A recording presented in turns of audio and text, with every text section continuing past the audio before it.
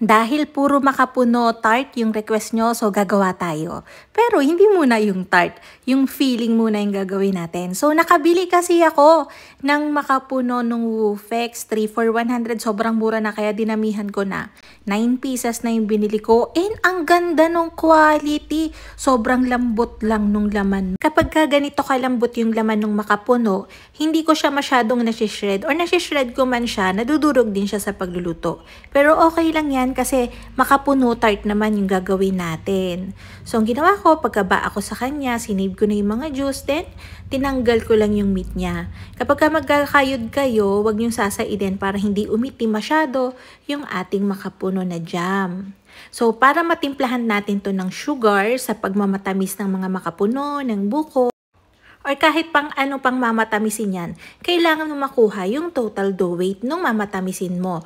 Kunyari ito, yung 9 pieces, kinalabasan ay nasa 4,300 grams. Sobrang dami na talaga nung kinalabasan nung siyam na makapuno.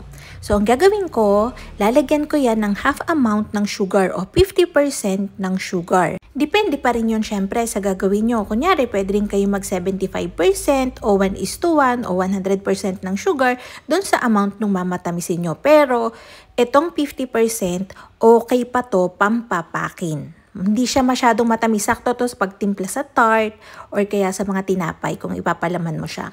So, ang ginawa ko doon pagkalagay ko ng sugar, 2,100 grams, naglagay din ako ng 1,050 grams ng water. Binoil ko yan for 12 to 15 minutes kasama yung pandan na leaves tsaka 1 teaspoon ng salt. Pinipiga-piga ko talaga yung pandan para kumata siya. After 12 to 15 minutes, tatanggalin ko na yung pandan, tanglad bagang.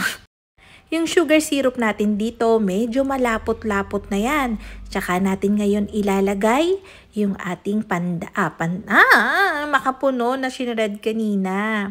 Tapos, hahaluin na natin siya. Yung mga ganitong stage, hanggat hindi pa siya kumukulo, hindi nyo naman kailangan maghalo ng sobra-sobra. Pero once na kumukulo na yan, katulad yan, after 15 minutes, yung ganyan, dapat dire-diretso na yung halo.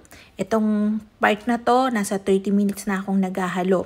Medyo mangalay, pero ang bango kasi. Habang naghahalo ka, malilibang ka sa amoy. Pero mangalay. Medium lang yung apoy ko dito. Hindi na ako nag-low kasi masyadong tatagal, mangalay lalo.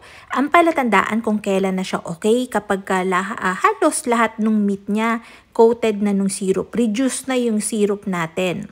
So, para mapakita ko sa inyo, kasi hindi ko na ito maiintay lumamig, nagbawas lang ako ng konti. Then, papalamigin ko lang siya mga ilang minuto lang, mga 2 minuto nga lang to. Medyo mainit-init pa siya, pero ganyan na siya kalapot. Meaning, yung ginawa natin, mas malapot pa dyan yung kakalabasan. Perfect pang palaman sa tart or kaya sa mga tinapay. So, pagka pinapapak ko to, nilalagyan ko yan ng cheese. Ay, swabe talaga. Ang sarap.